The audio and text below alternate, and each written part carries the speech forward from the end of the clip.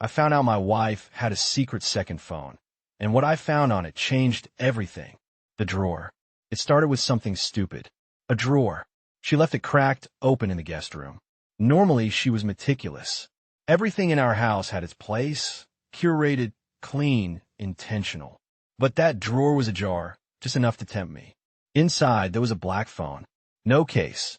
Screen face down. And that was the first red flag. We'd always shared passwords. Devices. There were no secrets. Or so I thought. I picked it up.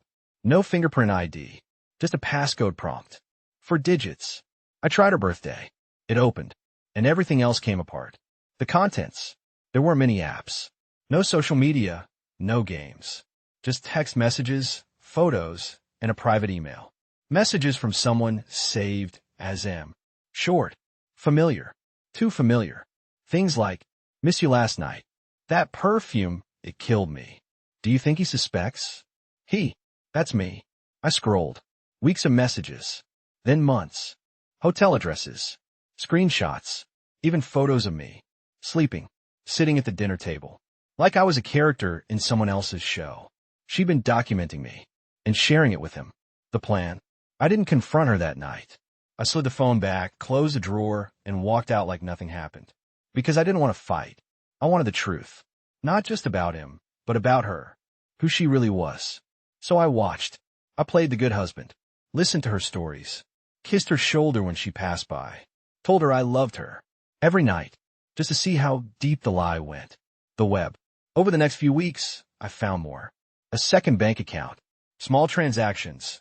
Uber rides, hotel bookings, meal splits. All under a maiden name alias she hadn't used in years. She had a whole identity running parallel to our life. One day, I followed her. She said she was meeting a friend from work. She met him. Tall, clean-cut, gym fit, confident. He kissed her in a way I hadn't in months. And she leaned in like she belonged there. I took photos. I sent them to my private email. I was building a case. Not legal. Personal. I needed to know how far she'd gone. The confrontation that never came. I imagined a dramatic confrontation. Screaming. Crying. Demands. But when the moment came, I couldn't. Because by then, I'd realized something worse than betrayal. She was better at this than I'd ever be. This wasn't an affair. It was an operation. A carefully constructed double life. And I had been asleep at the wheel for years. So I didn't confront. I adapted. The reversal. I started playing my own game. I opened a second account. Moved funds slowly. I documented her patterns. Saved copies of everything. Then I began pulling away, emotionally, physically, subtly. She noticed. One night she asked, "Is something wrong?" I said, "Just work stress." She didn't press, because she thought she still had the upper hand. The leverage. I contacted her employer. Sent them select messages. Not explicit, just enough to raise flags. HR got involved.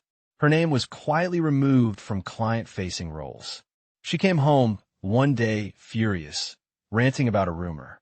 I nodded, listened, comforted, all while knowing exactly where the fire had started. The exit. When I was ready, I confronted her with everything. Not with rage, with receipts, printouts, photos, bank statements, emails. She didn't cry. She didn't beg. She just sat down, looked at me, and said, "So what happens now?" I said, "You leave." Quietly. No drama. No court. I walk away. You do too. She agreed. Because she knew I had more. Things I hadn't even shown her. We settled out of court. I live in an at-fault state, so divorce was favorable. The new silence. She moved out a week later. No goodbyes.